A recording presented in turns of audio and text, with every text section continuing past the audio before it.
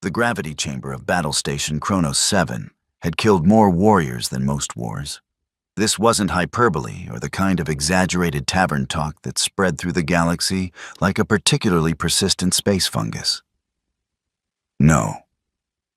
This was documented fact, recorded in multiple languages, 3 of which were specifically invented just to describe the various ways organic matter could be compressed into shapes that would make a geometrist weep. The chamber sat in the lower decks of the station, behind 17 security doors, each one plastered with warnings in 47 languages. The 48th language consisted entirely of screaming sounds, which most species found adequately descriptive. Battle Station Kronos 7 itself was what happened when the galaxy's major powers decided they needed a neutral ground for military training. A massive construct floating in contested space, it served as an academy, proving ground, and diplomatic buffer zone all rolled into one convenient package. Various species sent their finest warriors here to train, compete, and occasionally engage in the sort of posturing that prevented actual wars. The station housed training facilities for every conceivable combat scenario.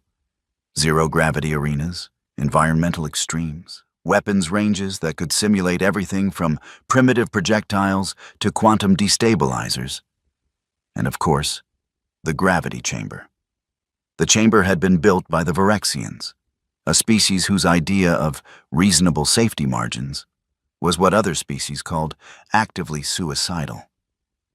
They designed it as the ultimate test of physical endurance, a way to separate the truly elite warriors from everyone else.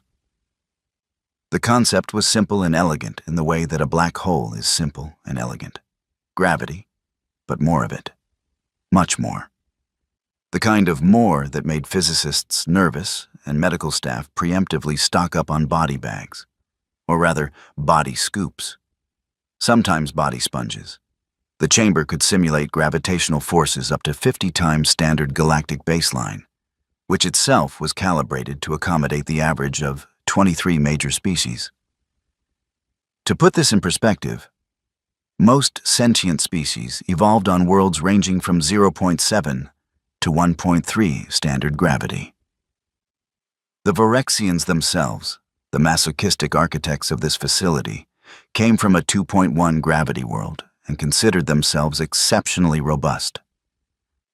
They designed the chamber to go well beyond what they could handle because apparently, their species had never encountered a challenge they didn't immediately want to make worse. Over the past century, exactly 247 warriors had attempted the gravity chamber at settings above 10 times standard. Of those, 32 had died immediately. 79 had suffered permanent injuries requiring cybernetic reconstruction. The remainder had survived, but with the kind of trauma that made them wake up screaming about weight. Not psychological weight or the burden of responsibility, actual literal weight pressing down on them, like the universe itself had decided to take a seat.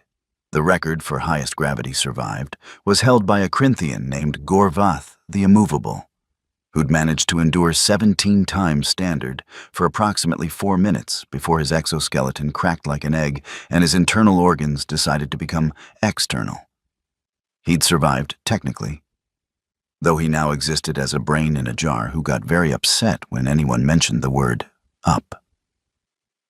His jar was quite nice, though.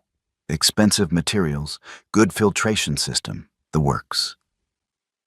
After the incident 40 cycles ago, where 3 warriors had died in a single week, all attempting to break Gorvath's record, the station command had sealed the chamber.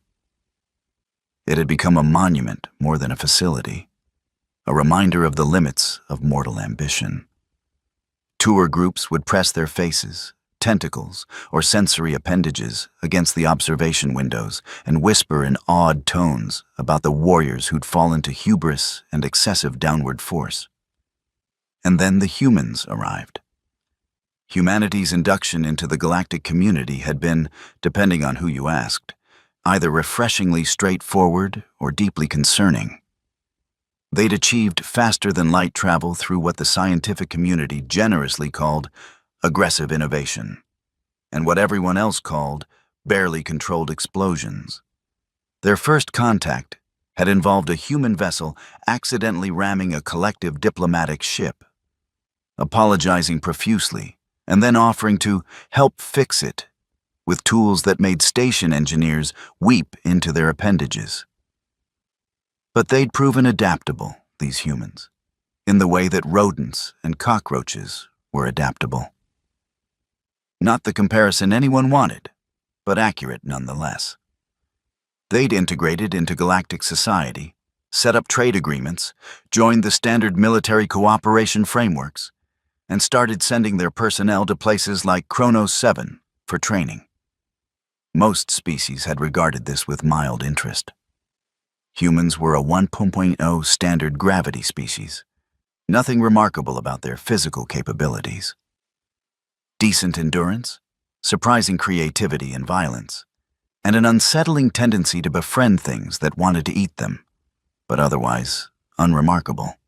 The human who walked into Station Command's office 14 days ago was so unremarkable that Commander Thexilor had initially mistaken her for a maintenance worker. She stood roughly 1.7 meters tall, which was on the shorter end of the galactic average. Her build was what humans called athletic, and what most warrior species called concerningly fragile. She had dark hair pulled back in a simple tail, brown eyes that seemed perpetually amused by something no one else found funny, and the kind of relaxed posture that suggested either supreme confidence or a complete lack of survival instinct. "I want to use the gravity chamber," she'd said, as casually as someone might request directions to the nearest waste reclamation facility. Commander Thexilor, a Varath with 6 arms and over 40 years of military experience, had stared at her with all 4 of his eyes. "The chamber is sealed. Permanently." "Yeah, I saw the signs. Very dramatic. Loved the screaming language. Nice touch. But it's not actually permanently sealed, is it? Just off limits, because people kept dying." "That is the definition of permanently sealed." "No. Permanently sealed would mean you filled it with concrete or converted it into a storage closet. This is just locked with a bunch of scary warnings. Very different things." She'd smiled in that peculiar human way that showed teeth, which most species found either threatening or confusing. Sometimes both. "The chamber operates at gravitational forces that would crush you into component molecules," Thexilor had explained with the patience of someone addressing a particularly slow child. "Your species evolved on a 1.0 standard gravity world. The chamber starts at 5 times standard and escalates from there." The human had pulled out a datapad and begun scrolling through something. "Yeah, about that. Earth isn't actually 1.0 standard. It's 1.0 Earth gravity, sure. But according to the galactic baseline calculations, Earth is actually 1.3 standard. Your guys miscalculated during first contact because they used the wrong reference frame. Something about mixing up sea level and averaged planetary surface measurements. There's a whole paper about it. Want me to send you the link?" Thexilor had felt the beginnings of what humans called a headache, which was interesting because Vorath didn't typically experience cranial pain. Even if that were true, 1.3 is still well within the fragile range. "I'd like to try anyway." "You'll die." "Maybe, but probably not. And if I do, I'll sign whatever waiver you want. Hell, I'll pre-sign my own death certificate if it makes you feel better. Come on. The thing's just sitting there, collecting dust. What's the point of having the galaxy's most dangerous training facility if nobody uses it?" The argument had continued for 2 hours, escalating through 3 additional commanding officers and eventually requiring a legal consultation. The human had been persistent in the way that water was persistent. Not through force, but through an absolute refusal to be anything other than what it was. Eventually, worn down by bureaucratic exhaustion and the realization that humans were apparently capable of arguing through sheer attrition, The station command had agreed. Waivers were signed, medical staff were put on standby, and the observation deck was opened for what everyone assumed would be either a quick failure or a moderately entertaining death. The gravity chamber itself was a perfect cube, 20 meters on each side, constructed from reinforced duralloy that could withstand the gravitational stresses it generated. The interior was featureless gray, marked only by measurement strips along the walls and a single entrance that sealed with enough redundancy to make a paranoid AI feel inadequate. The observation deck wrapped around 3 sides, with screens displaying real-time gravity readings, biological telemetry, and a helpful countdown timer that nobody had ever actually needed, because participants typically lasted seconds rather than minutes. When the human stepped into the chamber wearing standard exercise clothing and nothing else, no exoskeleton, no gravity compensators, no enhancement of any kind, the observation deck had filled with spectators. Word had spread through the station with the speed that only potential catastrophe could generate. Warriors from a dozen species crowded against the windows, datapads ready to record what they assumed would be either a historic failure or an educational example of human stupidity.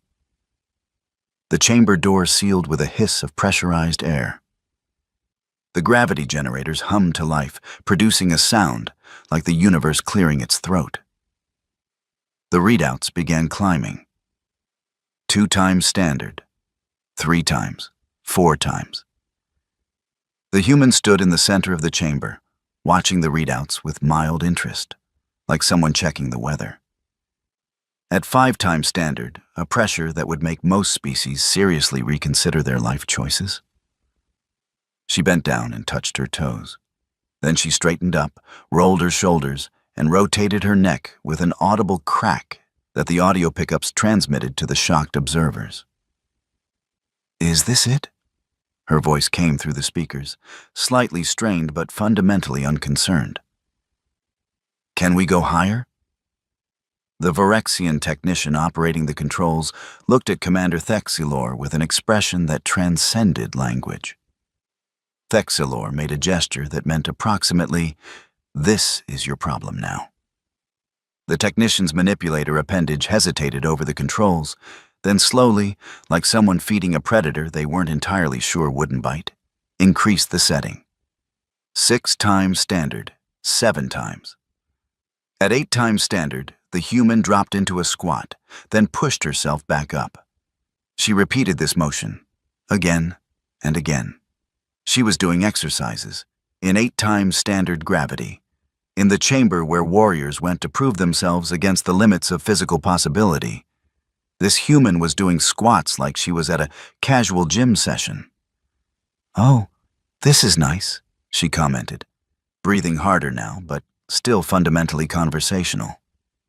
"Good burn, can feel it in the quads." Someone in the observation deck made a sound like a deflating balloon. Someone else dropped their datapad, which shattered on the floor, unnoticed. A Corinthian warrior, wearing the same type of exoskeleton that Gorvath had died in, slowly sat down on the floor and began questioning every life choice that had led to this moment. The human continued exercising.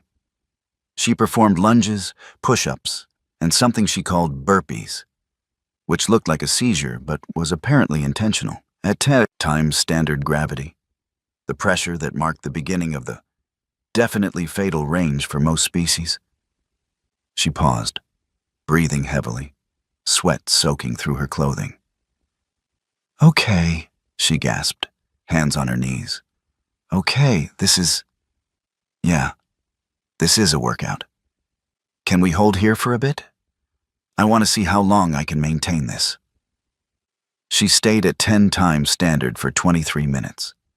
Not attempting to move much, just standing, breathing, existing in a gravitational field that should have liquefied her bones and turned her organs into jelly. The medical monitors showed stress, certainly, elevated heart rate, labored breathing, but nothing that suggested immediate catastrophic failure. She was surviving through what appeared to be sheer stubbornness and whatever mad evolutionary path had produced her species. When she finally requested return to normal gravity, she walked out of the chamber under her own power. drenched in sweat and grinning like she'd just discovered the galaxy's best restaurant. The observation deck remained silent. The kind of silence that followed when reality had performed an action so unexpected that consciousness itself needed a moment to file an error report. "That was great," she announced to the room of stunned warriors and increasingly concerned medical staff. "Same time tomorrow? I think if I build up gradually, I could hit 15 times standard in a couple weeks. Maybe 20 if I'm really pushing it." A Thracian combat instructor, whose species held 12 galactic championship titles, made a sound like gargling gravel and excused himself to go contemplate his inadequacy in private. Commander Thexilor realized he'd been holding his breath for approximately 3 minutes and needed to sit down before his respiratory system staged a protest. The Virexian technician stared at the controls like they'd personally betrayed him. And the human? She grabbed a water container, drank deeply, and started chatting with a thoroughly shell-shocked medic about proper hydration strategies during high-gravity training. She came back the next day. And the day after that. By the end of the first week, she'd established a routine. She'd arrive at 0600 station time, spend 90 minutes in progressively increasing gravity, exit looking like she'd been through a natural disaster, and then hit the station's nutrition center for what she called recovery protein. The gravity chamber, legendary crucible of warriors, monument to hubris and mortality, had become her morning gym. Other warriors attempted to follow her example with the kind of predictability that made betting pools possible. A Dralthian champion lasted 4 minutes at 6 times standard before his hydraulic musculature began leaking fluid. He survived, but required 3 days of medical reconstruction and now flinched whenever anyone mentioned the word pressure. A group of Tyrillian commandos who'd undergone extensive combat enhancement and genetic modification tried a team approach at 7 times standard. They'd theorized that mutual support would help. It had not. They'd all fallen simultaneously like buildings in an earthquake, and the resulting tangle of armored bodies had required a crane to extract. The human, whom everyone had started referring to as that insane gravity worlder, with a mix of respect and existential dread, had watched these attempts with sympathy and offered suggestions that generally amounted to maybe start lower and work up gradually. This advice was universally ignored because warriors from species with proud martial traditions don't take training advice from someone they'd initially dismissed as fragile. The subsequent failures were thus both predictable and educational, mostly educating people about the limits of pride versus physics. By week 3, she was regularly training at 15 times standard gravity. She'd started bringing entertainment because apparently 3 hours of extreme gravitational stress wasn't sufficient to hold her attention.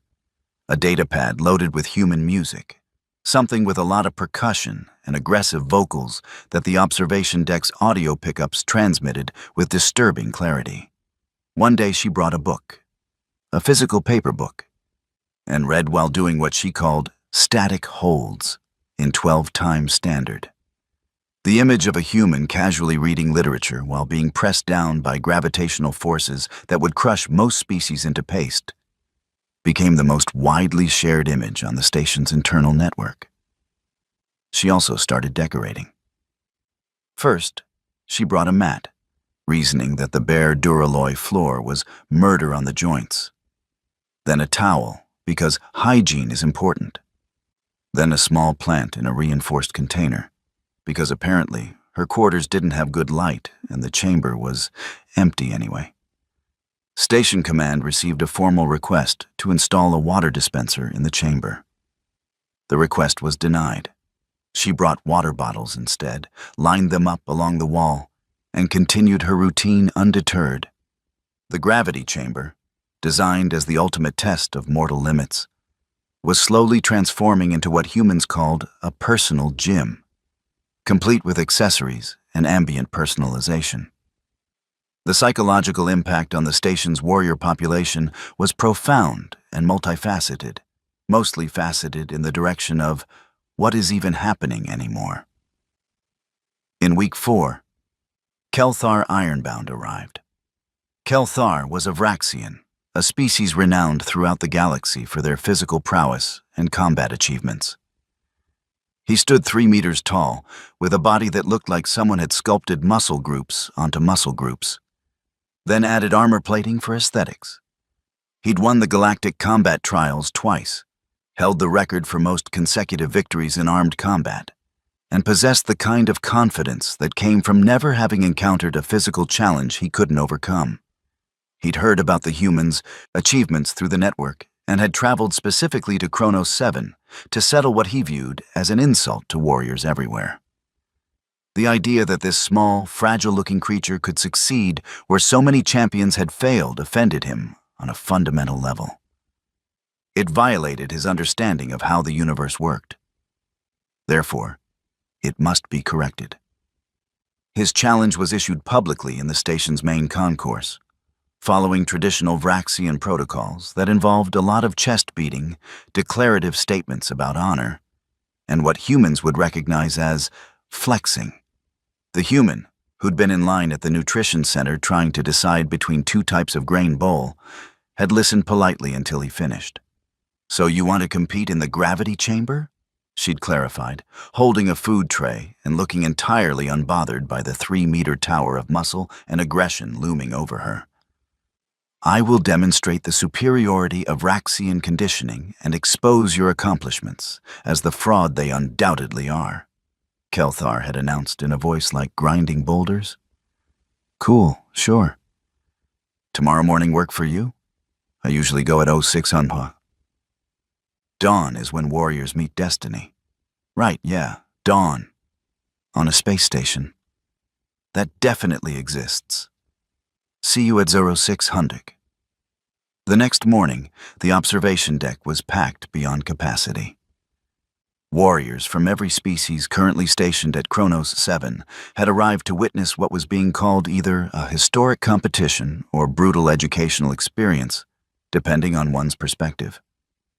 Betting pools had formed with complicated odds and multiple payout tiers.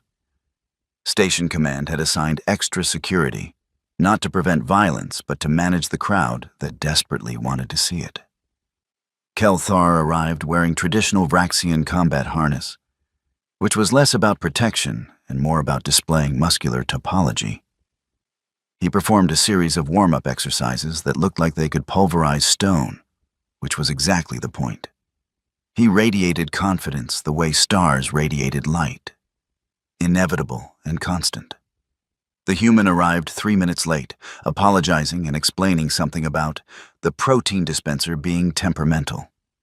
She wore her standard exercise clothes, carried her water bottles and towel, and looked like she'd just rolled out of bed, which she had because 06 HFY was early even by military station standards. "So, how do you want to do this?" she asked, setting up her mat in the chamber. "Time competition? Who can last longest at a specific gravity? Progressive increase until someone taps out. We begin at 10 times standard," Kelthar declared. "We increase by 1 every 5 minutes until one of us surrenders or fails. This will be decisive and educational." "Sure, works for me. You ready?" They entered the chamber together. The 3-meter Vraxian warrior and the 1.7-meter human who'd turned the galaxy's deadliest training facility into her personal exercise space, the door sealed. The gravity generators engaged. The readouts began climbing while thousands of beings watched with the kind of attention usually reserved for diplomatic disasters or unexpected explosions. At 5 times standard, both stood comfortably. At 7 times, Kelthar was beginning to show strain, his movements becoming more deliberate, his breathing more controlled. The human was doing stretches, rotating her arms, and commenting to nobody in particular about the importance of warming up properly.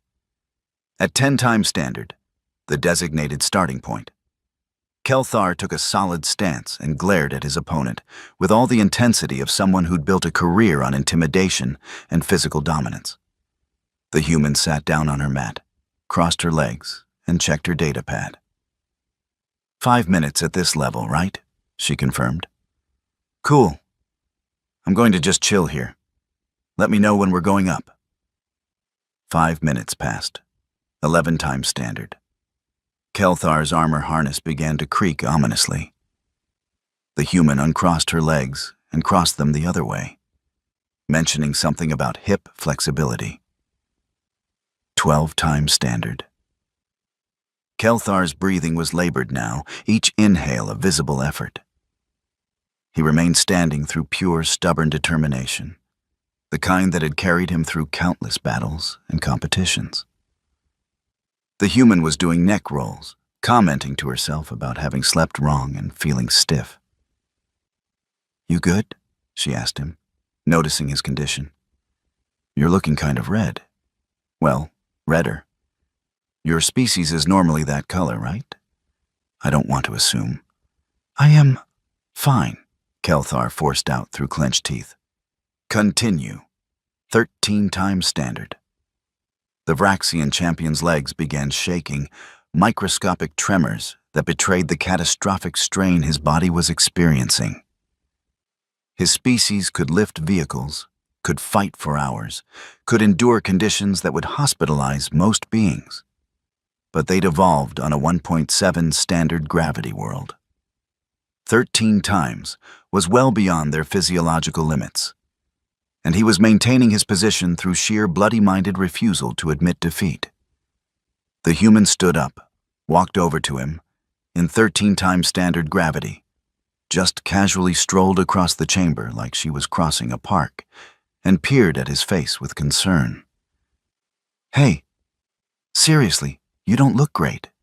Maybe we should— I will not surrender to a— Kelthar's declaration cut off as his legs finally gave out. He collapsed like a demolished building, his armor harness shattering against the floor with a sound like a vehicle accident. He lay there, conscious but utterly immobilized, every muscle in his body having simultaneously submitted its resignation. The human helped reduce the gravity gradually, explaining to the medical team that was rushing in about the importance of not dropping it too quickly to avoid shock.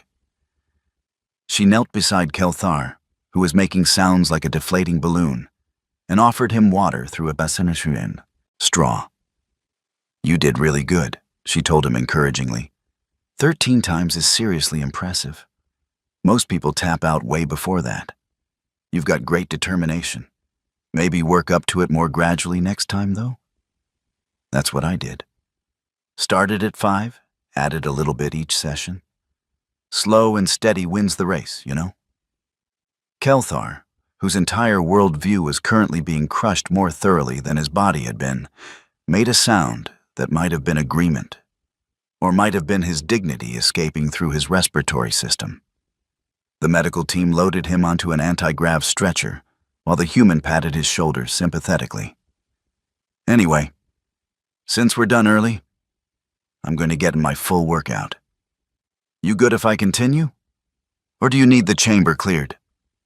Nobody answered, because nobody could formulate words.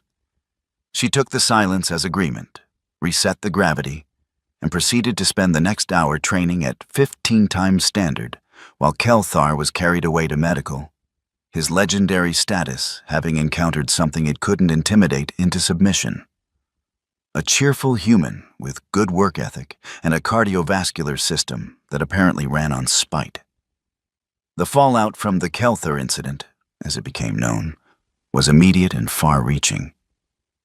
The station's warrior population entered a collective period of introspection. Multiple species initiated emergency reviews of their training protocols. Somewhere, Gorvath the Immovable, brain in his fancy jar, received a notification about the new gravity records and immediately requested his network connection be disabled, claiming he didn't want to know anymore. The human continued her routine, unconcerned with having accidentally dismantled several species' martial pride. She'd progressed to 17 times standard by week 6 and was talking about attempting 20 as a long-term goal. Other humans started arriving at the station, having heard through their communications networks about the facility. They didn't match her capability. Most of them struggled past 12 times standard. But they were all far more capable than anyone had anticipated.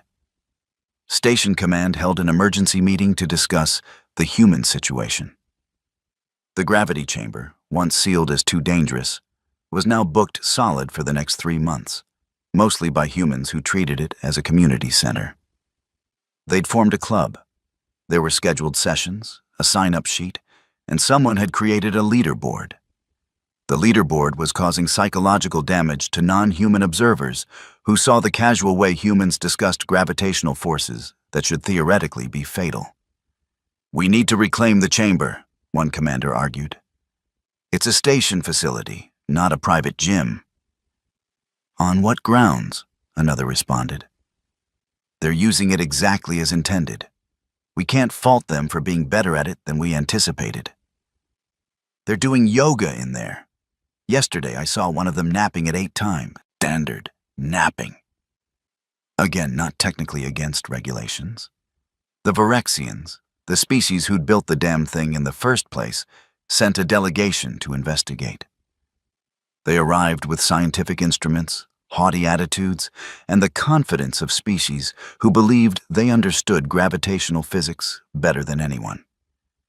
They left 3 days later, having revised several theoretical papers, questioned their understanding of biological stress limits, and requested detailed medical data on human physiology, with the kind of politeness that suggested they'd been humbled at a molecular level. The human, meanwhile, had started offering training sessions. She charged a modest fee, explaining that knowledge should be compensated. And also she was trying to save up for a ship upgrade. Warriors who'd spent decades perfecting their combat forms found themselves taking instruction from someone they could literally throw across a room in normal gravity. The instruction focused on breathing techniques, gradual adaptation, and what she called listening to your body, but not in the quitting way, in the not dying way. Her students universally improved. Not to her level, that seemed to be a uniquely human or possibly uniquely her capability, but they could achieve gravity tolerances they'd previously thought impossible. A Thracian commander made it to 8 times standard, a personal record for his species. He celebrated by immediately passing out, but he did so with pride. A Dralthian squadron managed 7 times as a unit, which created new tactical possibilities for their combat doctrine and required rewriting several military manuals. The observation deck, once crowded with spectators expecting disaster, now hosted regular viewers who treated the sessions like entertainment. Snack vendors set up outside. A sports commentary industry emerged, with retired warriors providing analysis of technique and form like they were discussing professional athletics. Someone created a documentary series.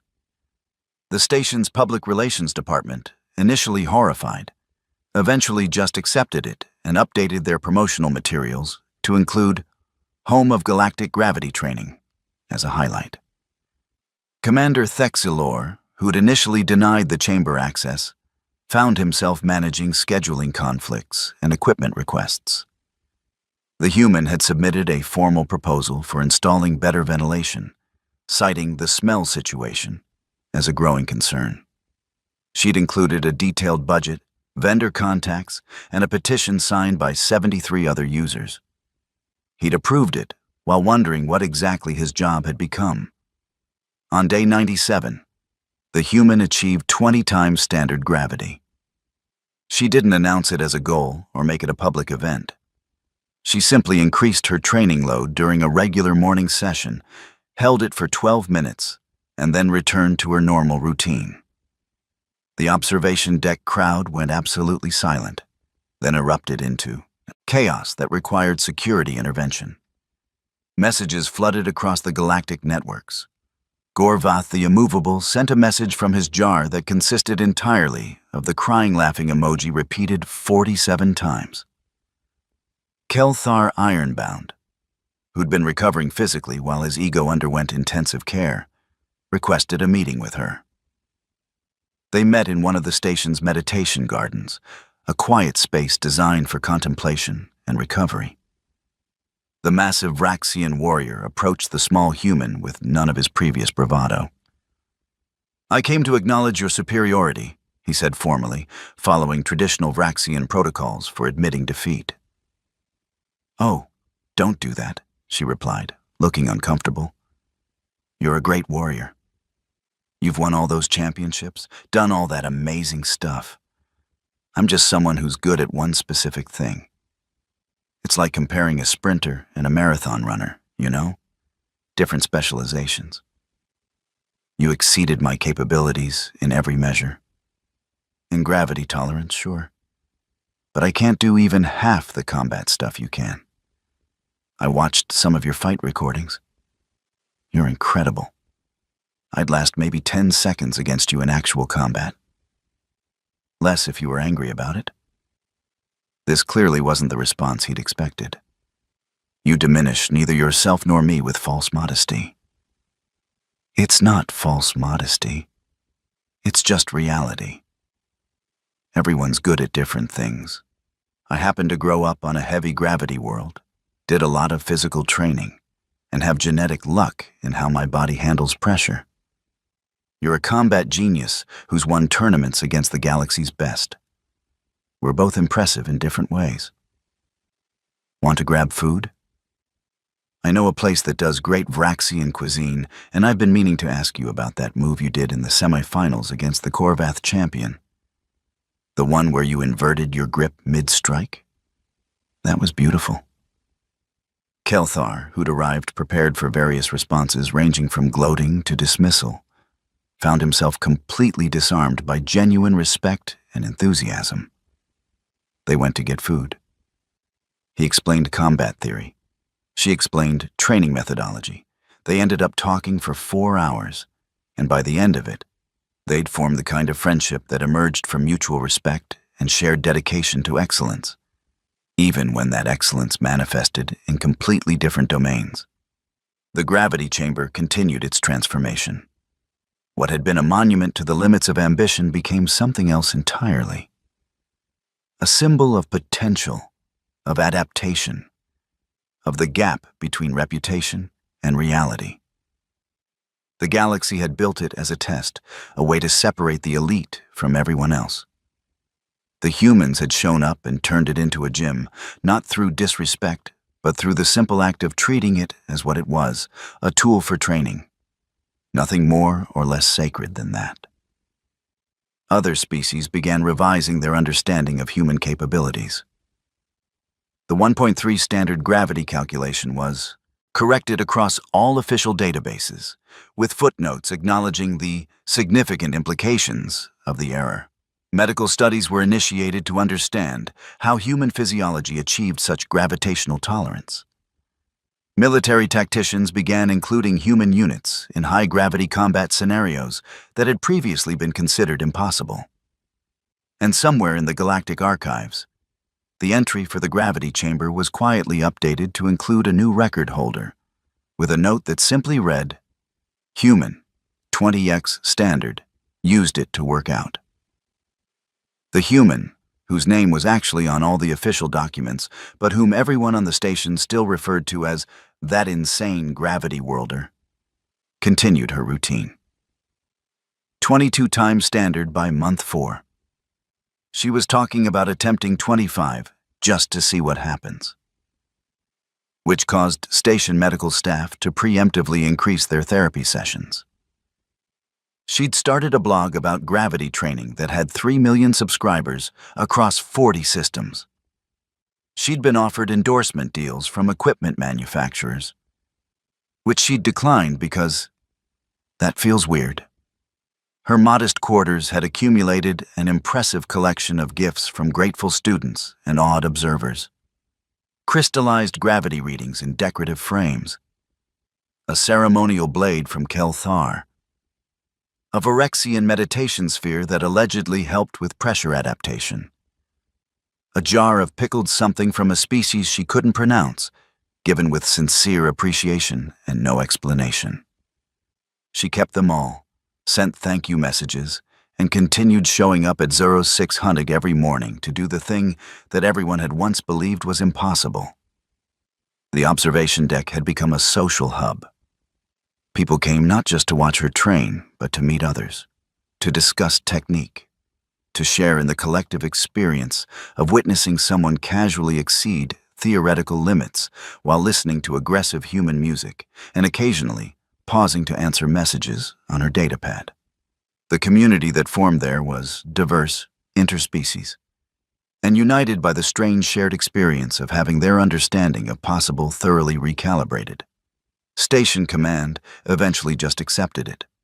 Commander Thexalor updated his reports to High Command with phrases like unprecedented interspecies cooperation and revolutionary training methodologies, and tried not to think too hard about how the deadliest facility under his watch had become the most popular social venue on the station. When asked by superiors about the situation, he simply attached video footage and let them draw their own conclusions. The conclusions typically involved long periods of silence, followed by requests for more footage. The galaxy, vast and diverse, had spent millennia establishing hierarchies of capability. Certain species were the strongest, others were the fastest, the smartest, the most adaptable. Humans had been cataloged as decent generalists, nothing remarkable, the kind of species that would contribute usefully to galactic civilization, without particularly standing out. This assessment was being revised, not through human aggression or expansion, but through simple demonstration of capability that had been completely unexpected. A human had walked into the galaxy's most dangerous training facility and turned it into her morning routine. She hadn't done it to prove superiority or challenge existing hierarchies. She'd done it because it was available, it suited her training needs, and she saw no reason why she shouldn't use it. The galaxy was still processing the implications of this, academically, militarily, and philosophically. But on Battle Station Chrono 7, in the lower decks behind 17 security doors with warnings in 48 languages, the gravity chamber hummed with regular use. The legendary crucible where warriors had gone to test themselves against mortality had become something both more mundane and more profound. A place where people went to get better, to push limits, to discover that the boundaries they'd accepted weren't as fixed as they'd believed. And every morning at 06 Hunting station time, a human showed up with water bottles, a towel, and a mat, ready to spend a few hours existing in gravitational forces that shouldn't be survivable, treating it as just another day, another workout, another small step in the ongoing project of seeing what was possible when you stopped assuming certain things were impossible. The galaxy was learning. Slowly, reluctantly, but learning nonetheless. And the lesson, delivered with neither malice nor triumph, was simply this. Sometimes the most dangerous thing in the universe isn't the trap itself, but the person who looks at it and sees an opportunity instead of a warning. Human nature in 3 words, as it turned out: hold my water bottle.